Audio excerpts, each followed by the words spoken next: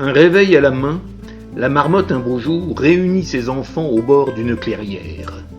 Il leur dit, lorsqu'ils eurent posé leur peluche derrière: Nous voici mercredi, la veille de jeudi, lendemain de mardi, prélude à vendredi, et qui sait, samedi. Si vient le samedi, pointera le dimanche, à nous en ce cas-là le dévorant lundi. Dans les rangs, silence. On ne peut pas toujours refuser l'évidence. L'animal, après ce préambule, poursuivit de sa profonde voix de somnambule. Ainsi l'heure s'engrosse et tombe comme un fruit. Dans les rangs, aucun bruit.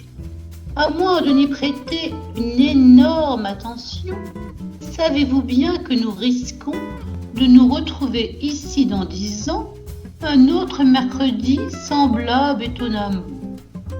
L'oreille moins aimable, le poil un peu plus blanc, en ayant tout ce temps dormi. Oh, car dans notre famille, c'est fou ce qu'on roupille. Est-ce là vraiment une vie que de plonger le jour tout au fond de la nuit? Les enfants à ce discours dormaient déjà comme des sourds.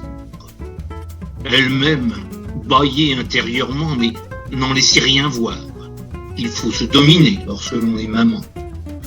Notre valeureux mammifère poursuivit de sa voix aux vertus somnifères. Au siècle du radar et de l'atome, il y a quelques crimes à demeurer atome. L'homme, cet inconnu, progresse énormément. Mes chers petits enfants, vous devez être dans le vent. Ne vous laissez pas clouer par les événements. Le temps est un nectar qu'il faut goûter. Attends. Elle allait s'endormir quand le réveil sonna. Un gros réveil matin de Marc Arizona, qui faisait un boucan à crever les tympans. Mais grâce à cet engin, nous pouvons garder l'œil ouvert sur le destin. Or, à ce moment-là, une bombe atomique auprès d'elle explose. Les hommes sont gamins, ils s'amusent d'un rayon. La terre et le soleil volèrent en éclats. Plus besoin d'autres mots, marmottes et marmots passèrent avec fracas de vie à ce qu'on nomme le trépas. Le monde retomba dans son premier sommeil. C'était un mercredi, lendemain de mardi. Mais pas plus de jeudi que de prochain dimanche.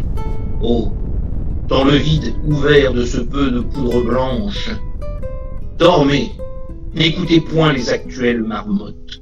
La vérité du ciel gît dans notre terrier. Pour être dans le vent, on a vu des cohortes de vivants déjà morts de n'avoir su rêver. L'homme, qui tant s'agite, a perdu son orbite. Dormez. Il sera temps au jugement dernier, en attendant votre tour, de faire avec votre ange une ultime belote, sans le souci des jours. Dormez, tous les dormeurs sont les plus éveillés.